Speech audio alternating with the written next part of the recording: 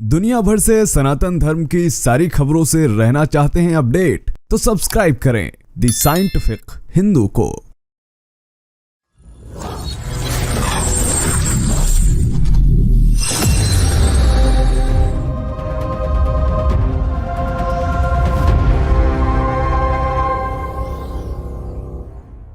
भगवान श्री राम का भव्य मंदिर बन रहा है और इस घड़ी का इंतजार न सिर्फ भारत ने बल्कि पूरी दुनिया ने किया है। हजारों की संख्या में भगवान श्री राम के भक्तों ने अपने प्राणों की आहुति राम मंदिर के आंदोलन में दी है। तब जाकर कहीं 22 जनवरी 2024 का वह शुभ दिन देखने को मिला है। कई लोगों के पूरे परिवार नष्ट कर दिए गए। जो लोग कार सेवा करने के लिए घर से निकले थे, आताताई सरकारों ने उनको गोलियों से छलनी कर दिया। उनका दोष बस इतना था कि वे अपने प्रभु श्री राम का वह स्थान मांग रहे थे जो सैकड़ों वर्ष पहले उनसे छीन लिया गया था। ये कृत्य जब भारत में हुए तो इनकी निंदा तो बहुत की गई, लेकिन जिसने ये कृत्य करवाए उन्होंने कभी माफी ही नहीं मांगी। खैर, ये अन्य चर्चा का विषय हो सकता है। इस वीडियो में हम आपको बताने वाले हैं राम मंदिर से जुड़ी वह भविष्यवाणियां जो आप सभी को जरूर जाननी चाहिए। कैसे भविष्य मालिका जैसे ग्रंथ में लिखी है वह तारीख भी जब राम मंदिर बन रहा है और वह तारीख भी जब राम मंदिर पर हमला होगा। किस तरह हजारों साल पहले ही राम मंदिर से जुड़ी जब भविष्यवाणी सच हो सकती है तो उसमें हमला करने वाली भविष्यवाणी भी सच भी हो सकती है। सब जानेंगे इस वीडियो में। बस छोटा सा निवेदन है कि इस वीडियो को लाइक जरूर करें। जी हाँ दोस्तों, इस वीडियो को लाइक जरूर से जरूर करें और कमेंट में जय जगन्नाथ अवश्य लिखें। स्वागत है आपका द साइंटिफिक हिंदू पर और मैं हूँ आपके साथ आपका दोस्त धीरेन्द्र। प्राचीन काल से ही भारत में ऐसे ऐसे ग्रंथ रहे हैं, ऐसे ऐसे लोग रहे हैं जिनकी विश्वसनीयता पर कभी भी प्रश्न चिन्ह नहीं खड़ा किया जा सकता। उन्होंने जो सैकड़ों हजारों साल पहले भविष्यवाणियां की थी वो आज पूरी की पूरी सच हो रही हैं। फिर चाहे वह देवरहा बाबा की भविष्यवाणियां हो या फिर संत अच्युतानंद दास जी की भविष्यवाणी हो। तो चलिए सबसे पहले बात करते हैं भविष्य मालिका में वर्णित उस भविष्यवाणी के बारे में जो कि राम मंदिर के बनने से जुड़ी हुई है। दरअसल भविष्य मालिका में जो लिखा हुआ है उसको डिकोड कर पाना सभी के लिए आसान नहीं है, लेकिन जब यह भविष्यवाणियां घटित होने लगती हैं तो सबको समझ आ जाता है कि आखिर इसमें लिखा क्या हुआ है। भविष्यवाणिका में एक चौपाई का वर्णन मिलता है जो कि मैं आपको ऑफिशियली भविष्यमालिका.com की वेबसाइट के अनुसार बता रहा हूँ। यहाँ पर एक चौपाई का वर्णन मिलता है जो कि है 24 अंक रे अयोध्या नगरे बिहारी बे रघुनाथ कलिशेष हेब सत्य प्रकाशित अनंत युग युग भोगिब। अर्थात 24 अंक में अयोध्या नगर में रघुनाथ विराजेंगे, अर्थात विराजमान होंगे और कलयुग खत्म होता रहे, अनंत युग आता रहेगा और सभी तरफ सत्य का प्रकाश होगा। यहाँ सत्य के प्रकाश का अर्थ है कि जो लोग आज भी कलयुग की आयु को 4,32,000 को मान रहे हैं वे कलयुग के समाप्त होने के सत्य को नहीं जानते। ये उन्हीं लोगों के लिए कलयुग के अंत का संकेत होगा और प्रभु धारा अवतरण कर चुके हैं इसका प्रमाण होगा। अर्थात इसका सीधे तौर पर अर्थ यह निकलता है कि जिस दिन भगवान श्री राम का मंदिर बनना शुरू होगा जिसमें 24 अंक का उल्लेख किया गया है और हम जानते हैं कि 2024 में ही भगवान श्री राम का मंदिर बन रहा है जबकि इसकी लड़ाइयाँ 500 वर्षों से चल रही और यह एक संकेत होगा कि भगवान कल्कि का जन्म भी होने वाला है या फिर हो चुका है।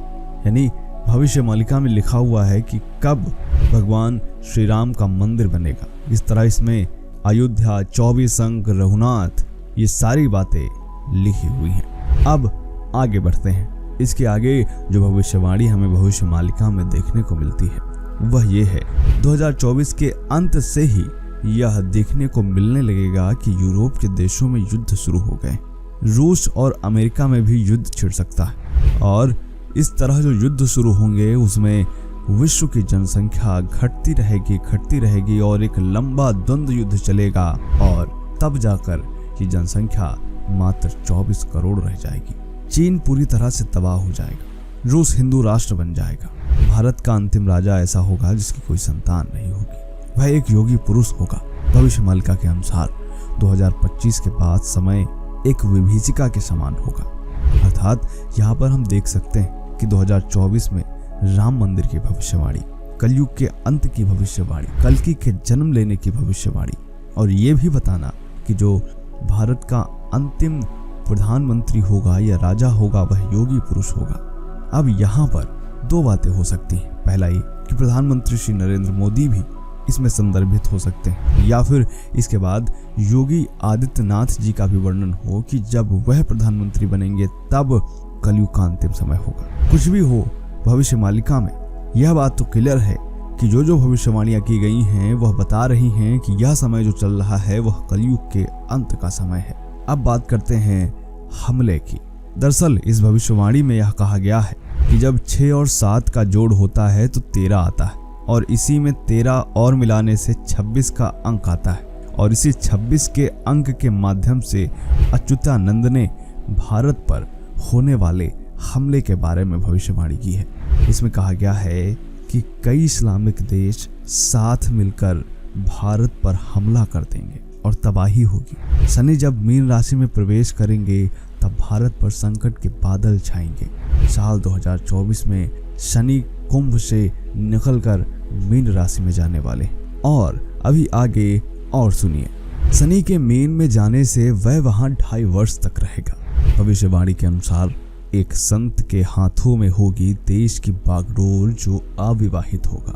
भारत पर चीन और मुसलमान मिलकर आक्रमण करेंगे और इस समय अगर भारत पर हमला होता है तो उस समय देश की बागडोर नरेंद्र मोदी या योगी आदित्यनाथ जी की होगी। यहाँ पर दोस्तों आप संयोग देखिए कि किस तरह मोदी के बाद जो प्रधानमंत्री पद के लिए हिंदू समाज जिनकी मांग कर रहा है वह योगी ही है, जबकि भाजपा में समकद के कई और भी नेता देखने को मिलते हैं जैसे राजनाथ सिंह, अमित शाह, नितिन गडकरी, जेपी नड्डा।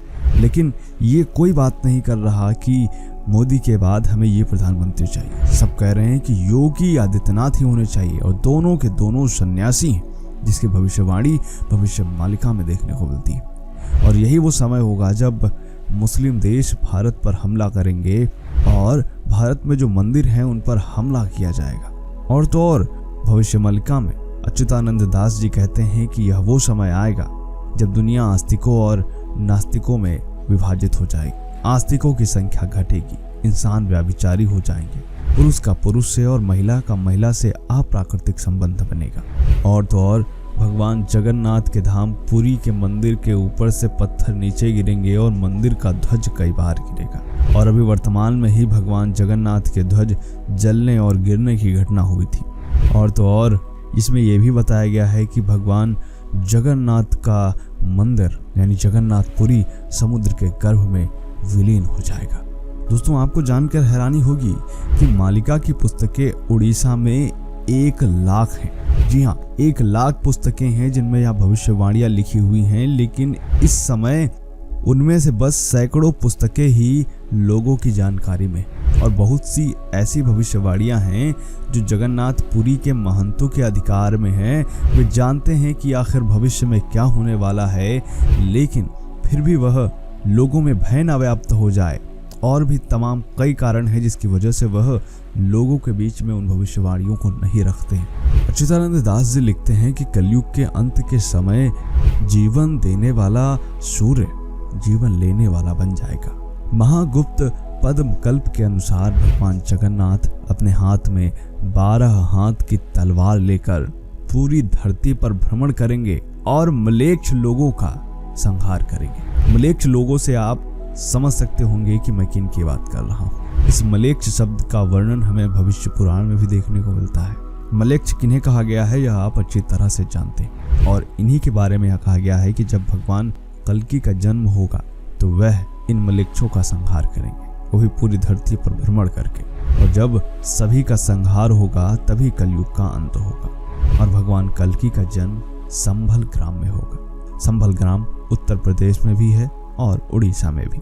और भी कई जगहों पर संभल नाम के गांव की बात की जाती है, दावा किए जाते हैं। भविष्य मालिका के बारे में कहा जाता है कि संत श्री अच्युतानंद दास जी ने अपनी सभी पुस्तकें अपनी योग शक्ति से लिखी हैं और इनमें लिखी हर एक भविष्यवाणी अभी तक तो सच्ची हुई है। दरअसल अच्युतानंद दास जी अनंत दास, जसवंत दास, जगन्नाथ दास और बलराम दास थे। इनको पंच सखा भी कहा जाता है और संत अच्युतानंद दास जी इन 5 मित्रों में से एक थे जिन्होंने उड़ीसा के लिए प्राचीन हिंदू संस्कृत ग्रंथों को ओडिया भाषा में ट्रांसलेट किया। कहा जाता है कि वे सतयुग में एक महर्षि थे। त्रेता में नल नामक वानर बनकर उन्होंने श्री राम की सेवा की और द्वापर में सुदामा बनकर उन्होंने श्री कृष्ण की भक्ति की और कलयुग में अच्युतानंद दास बनकर श्री कृष्ण भक्ति के प्रचार में सहयोग किया।